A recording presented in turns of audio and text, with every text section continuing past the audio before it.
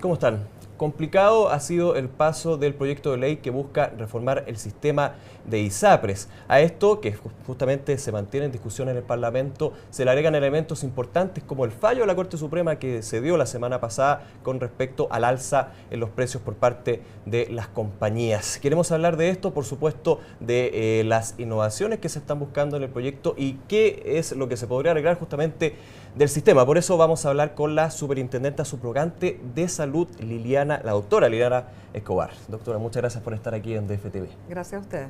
Bueno, vamos primero por el fallo, porque la Corte Suprema finalmente da el visto bueno a los recursos, que se entregaron por el alza unilateral de precios en las ISAPRES. Primero, como superintendenta, ¿cuál es su visión con respecto al fallo que hace la Corte?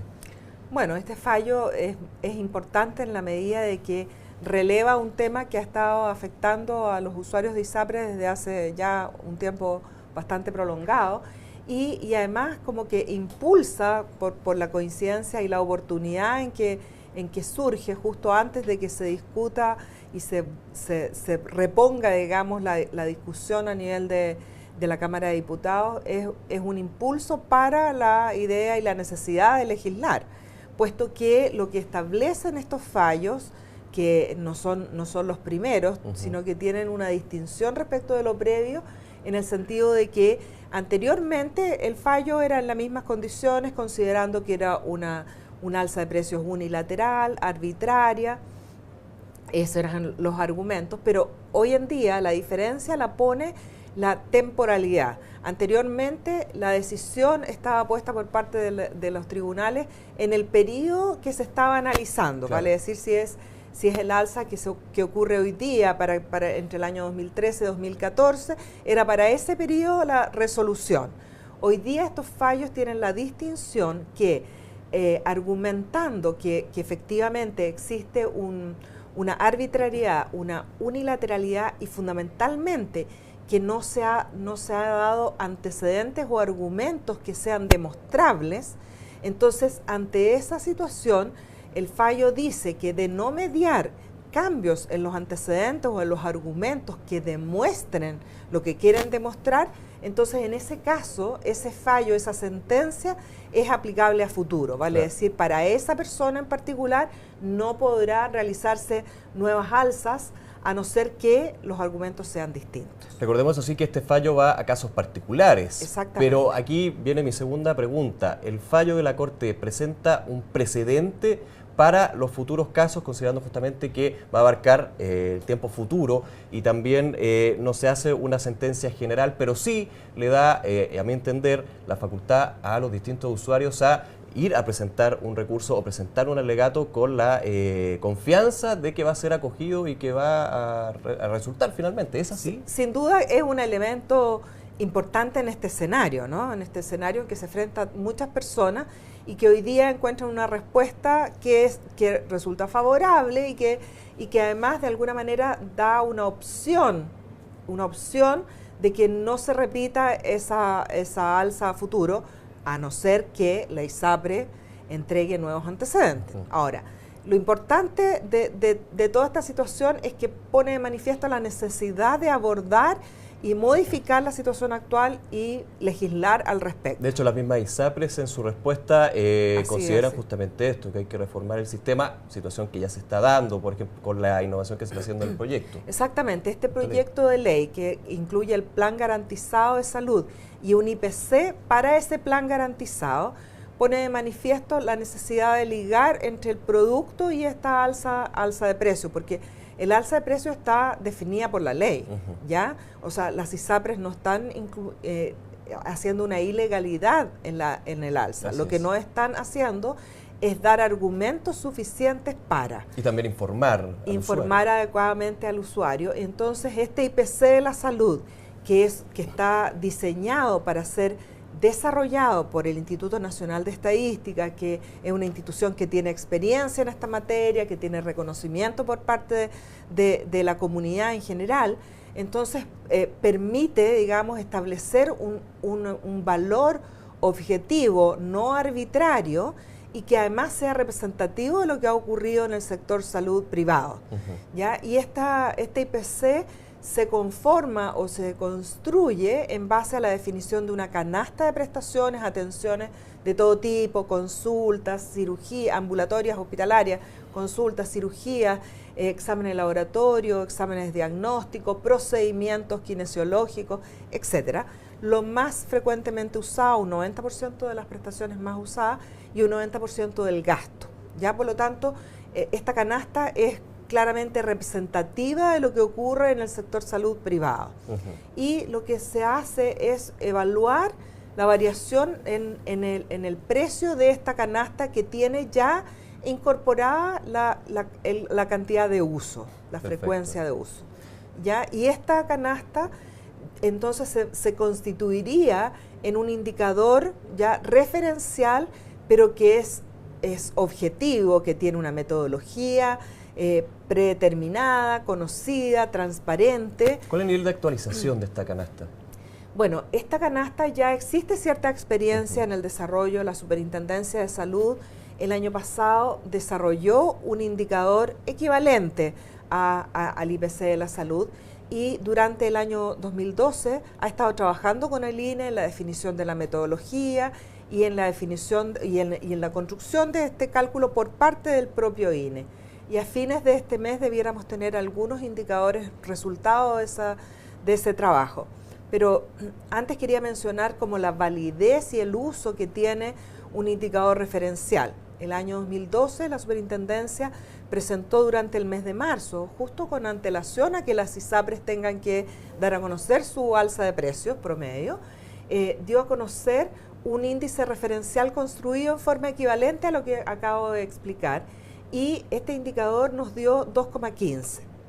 En el año 2008, el alza promedio de las ISAPRES fue un 8%. Perfecto.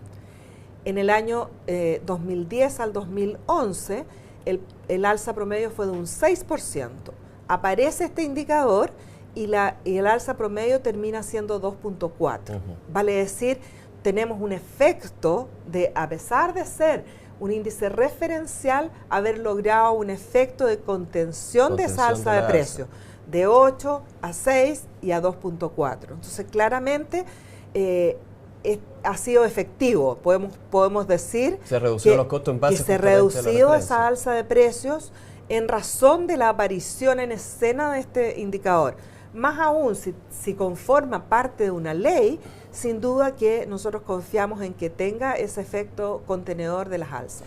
Superintendente, justamente ligado a ese punto que usted muy bien explica, que justamente con el índice referencial se ha logrado de alguna forma reducir esa alza. No la quiero llevar a la discusión política, que eso se está dando en el Congreso, por supuesto, pero una de las críticas que se hace al IPC de la salud es que se da la situación de que al instaurar este IPC, lo que se daría es una herramienta para que las ISAPRES pudieran justificar el alza de precios. Considerando justamente su argumento, ¿serían infundadas estas críticas? ¿No sería así? O sea, sin duda la construcción y la validación de un indicador lleva implícito el reconocimiento de que es necesario la revisión de este sistema. Ahora, el resultado de ese indicador va a decir si en realidad las alzas debieran estar, porque algo que no mencioné es que este indicador lleva implícito, lleva incorporado el IPC. Vale decir, si las alzas en el sector salud estuviesen por debajo del IPC, el valor va a ser negativo. Se considera el elemento inflacionario finalmente. Exactamente. Y si fuese mayor que el IPC, entonces vamos a tener un valor positivo, como fue en este ejemplo que daba yo del año pasado, que es un 2,15 por sobre el IPC, para poder interpretarlo adecuadamente. Para entender, juntando las dos visiones, efectivamente, más que permitiría, haría que las ISAPRES pudieran justificar las alzas, pero no sobre alzas, si quisiéramos darle un nombre. Por eso digo yo, tendría un efecto contenedor de las alzas de precios. ¿Ya? ¿Por qué? Porque entregaría elementos que han sido acuciosamente estudiados, puesto que los datos, además, con que se construyen estos indicadores que permiten la construcción del IPC, son datos que la Superintendencia recoge de parte de las ISAPRES periódicamente y desde hace muchos años, no a propósito de conformar este estudio. Dado que tenemos los datos, tenemos elementos ya validados, autentificados, digamos, confiables en el sentido de poder construir entonces este indicador. Lo que tomo también de su comentario es un punto que también ha sido la justificación de la ISAPRES por el tema del fallo. Ellos hablan de que había un aumento considerable en las prestaciones médicas, pero considerando este IPC de la salud, digamos como antes de ser ya establecido, instituido, no ha sido un aumento considerable. Entonces un poco como que en buen chileno se pisa en la cola. ¿Es así? ¿Se podría decir que no es tanto lo que se ha aumentado las prestaciones médicas? O sea, sin duda, si uno revisa el contenido de los microindicadores, por llamarlo así, los que componen este indicador del IPC, que es un indicador resumen, ¿ya? Que resume, por una parte, los incrementos en los precios, los incrementos en la bonificación, o las variaciones, mejor dicho, en la bonificación, las variaciones en la frecuencia de uso también, y las variaciones en los subsidios de incapacidad laboral. Perfecto. Todo está resumido en este indicador que construimos nosotros el año pasado. Y por lo tanto, todos los elementos juegan un peso acorde a cómo se hayan movido. Pudiera ser que uno genere un incremento y otro un decremento. Perfecto. Y la combinación de ellos, ya de estos cuatro indicadores básicos, por denominarlos de alguna manera, nos permiten entonces, pesándolos adecuadamente, decir cuál va a ser la resultante. Por lo tanto, si hay periodos en los cuales las prestaciones han tenido una variación importante, en más o menos, van a ser valoradas también en este indicador. Perfecto. Superintendente, nos queda poquito tiempo, pero es importante que los usuarios también sepan cuáles son los medios, la forma en que ellos, a través de la superintendencia, pueden llamar no sé, a la alerta, pero a llamar a sus dudas con respecto a su relación con la ISAPRES. ¿Qué es lo que tienen que hacer? Antes de mencionar eso, quiero hacer tomar un minuto para mencionar que este IPC está relacionado con el Plan Garantizado de la Salud. Y este Plan Garantizado es un plan único, por lo tanto se elimina esta multiplicidad de miles de planes que no permiten comparación en términos completos. Entonces va a ser un mismo producto y cada ISAPRE a ese producto va a tener que definirle un precio. Perfecto. Y las personas van a poder comparar fácilmente, dado que el producto es el mismo, en el precio y en la red que ofrezca cada ISAPRE. Por otro lado, otra importante característica que tiene este plan garantizado es que con esto se elimina la cautividad. O sea, aquella persona que porque tenía una enfermedad o porque tenía tal cantidad de años no podía moverse de ISAPRE a ISAPRE, claro. Ahora sí se podrá mover y cambiarse. Si el precio de la ISAPRE en que está es muy alto para su capacidad de pago, entonces puede irse a otra que le ofrezca un precio más conveniente. También por lo tanto, mayor competencia. Esa es la idea, porque además las personas van a poder comparar. Hoy día no es posible esa comparación en términos simples. Aquí va a ser posible esa comparación y además hay una tarifa plana que solo discrimina a un grupo en términos de subsidiar a los menores de 24 años en el sentido de favorecer a las familias numerosas que tienen un número de cargas importante. Entonces, respecto de este plan garantizado está definido este IPC de la salud. Eso es un elemento que no quería dejar de mencionar. Y respecto de qué pueden hacer las personas cuando enfrentan o reciben su carta, que dependiendo del mes en que cumplen anualidad van a recibir esta carta, no es que la tengan que recibir todos al mismo tiempo. Las personas tienen que evaluar cuál es la oferta que hace el ISAPRE. La oferta, va a tener un alza en un determinado porcentaje de su precio base. Esa alza no puede incorporar los factores sexo y edad. Eso está, de acuerdo al Tribunal Constitucional, eliminado, por lo tanto no podría estar ocurriendo.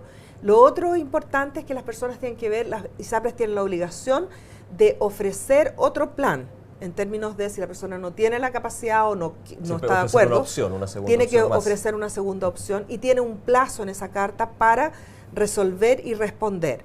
Si las personas no están conformes con esto, lo primero que tienen que hacer es recurrir a su propia ISAPRE, ¿ya? Y mencionar eventualmente y particularmente a aquellas personas que están en esta situación de hoy día de cautividad, vale decir que no pueden, aun cuando no les guste lo que la carta les dice, no pueden cambiarse a ISAPRE, entonces están ahí cautivos. En ese caso tienen que recurrir a la ISAPRE. Si no quedan conformes o no reciben en el plazo de 15 días la respuesta por parte del ISAPRE, pueden acudir a nosotros, a la Superintendencia de Salud, que tenemos sucursales en todas las regiones, o incluso pueden hacer a través de la página web de la Superintendencia, que es www.supersalud.gov, con B larga, B alta, .cl, o al número 600-836-9000 y hacer las consultas. Y nosotros también tenemos un área con abogados que resuelve a través de un juicio estas situaciones y puede a lo menos aplicar un índice de cautividad y por lo tanto contener el alza de precios a un máximo valor. Perfecto. Y eso también puede ser una solución para muchas personas. Perfecto, Superintendente, le agradecemos mucho esta explicación y por supuesto atento a cómo termina este proyecto que busca reformar el sistema ISAPRES. Muchas gracias. Muchas gracias a ustedes. Muchas gracias. Y a usted, por supuesto, les dejamos ya invitados a una nueva entrevista aquí en DF TV.